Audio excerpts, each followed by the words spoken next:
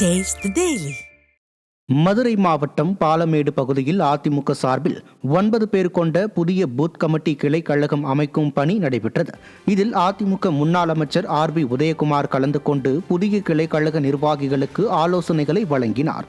பின்னர் செய்தியாளர்களிடம் பேசிய அவர், முதல்வர் ஸ்டாலின் பயத்திலும் நடுக்கத்திலும் விரக்தியிலும் இருக்கிறார் என்பது அவர் பேச்சிலேயே தெரிகிறது எனவும், மதுரையில் பந்தல்குடி கால்வாய்க்கு பந்தல் போட்டு மறைத்த ஒரே முதலமைச்சர் ஸ்டாலின் தான் எனவும் விமர்சித்தார்.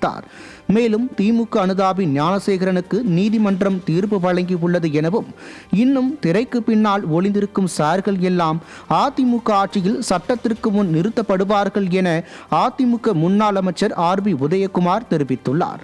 நிகழ்ச்சியில் கழக நிர்வாகிகள் பலர் கலந்து கொண்டனர்.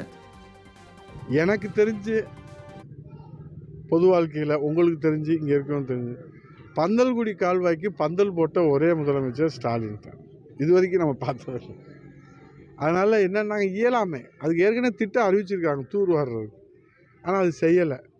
அதை மறைக்கிறதுக்காக இதை இன்றைக்கி திரை போட்டு மறைக்கிறாங்க. மக்கள் கோப அலையும் மக்கள் எதிர்ப்பு அலையும் நீங்கள் திரை போட்டு மறைக்க முடியாது ஸ்டாலின் அவர்களே என்பதை மதுரை மக்கள் அவங்களுக்கு பாடம் போட்டோம். திமுக அனுதாபிக்கு இப்போ நீதிமன்றம் மாண்புமிகு நீதி அரசர்கள் நீதி நிலைநாட்டப்பட்டிருக்கிறது. இன்னும் அதில் ஒளிந்திருக்கிற சார்கள் எல்லாம் மாண்புமிகு எதிர்க்கட்சி தலைவர் வருங்கால முதலமைச்சர் புரட்சித் தலைவர் எடப்பாடியார் முதலமைச்சராக அரியணையில் ஏறுகிற போது அதில் மறைந்திருக்கிற திரைக்கு பின்னால் மறைந்திருக்கிற சார்கள் எல்லாம் திரைக்கு முன்னால் சட்டத்தின் முன்னால் நிறுத்தப்படுவார்கள்.